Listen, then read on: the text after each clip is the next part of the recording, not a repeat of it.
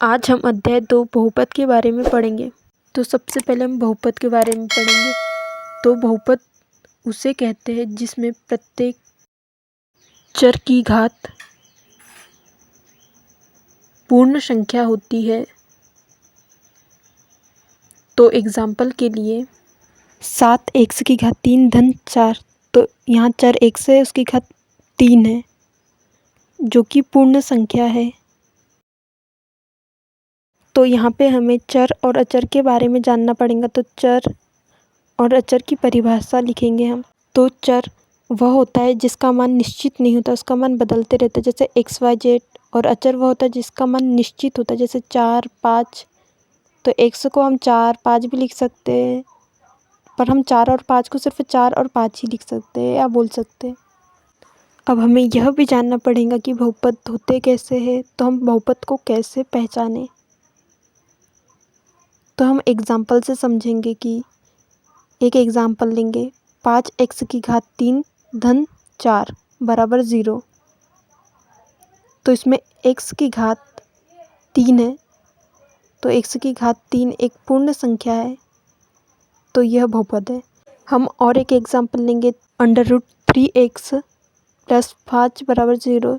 तो यहाँ x को हम 1/2 भी लिख सकते हैं, तो यह पूर्ण संख्या नहीं है, तो यह बहुपद नहीं है। अब हम पढ़ेंगे कि बहुपद की घात किसे कहते हैं। तो चर की उच्चतम घात को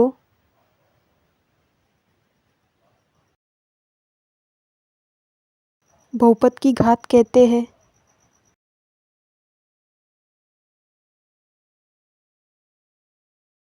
तो हम एक एग्जाम्पल लेंगे। 8x की घात 5 धन 6x की घात 3 धन 2x की घात 2। तो यहाँ x में उच्चतम घात हमें 5 दिख रही है, तो यह बहुपद की घात कहलाएंगी। तो यहाँ पे बहुपद की घात 5 होंगी।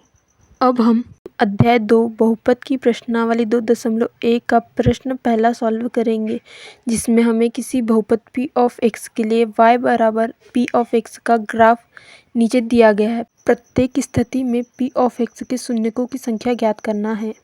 कभी भी ऐसा प्रश्न पूछा जाता है कि हमें p ऑफ x के शून्यकों की संख्या ज्ञात करना है, तो हम ग्राफ में यह देखते हैं कि x अक्ष पर कितनी रेखाएं प्रतिच्छेद कर रही है।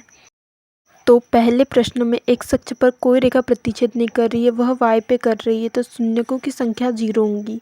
वहीं दूसरे प्रश्न में x अक्ष पर एक रेखा प्रतिच्छेद कर रही है, तो शून्यकों की संख्या 1 होंगी। तीसरे प्रश्न में x अक्ष पर 1, 2 और 3 रेखा प्रतिच्छेद कर रही, तो शून्यकों की संख्या 3 है। चौथे प्रश्न में x अक्ष पर 2 रेखाएं प्रतिच्छेद कर रही है, तो शून्यकों की संख्या 2 होंगी। पांचवें प्रश्न में x अक्ष पर 1, 2, 3, 4 रेखाएं प्रतिच्छेद कर रही, तो शून्यकों की संख्या 4 है। छठवें प्रश्न में x अक्ष पर 1, 2, 3 रेखाएं प्रतिच्छेद कर रही, तो 3 शून्यकों की संख्या होंगी।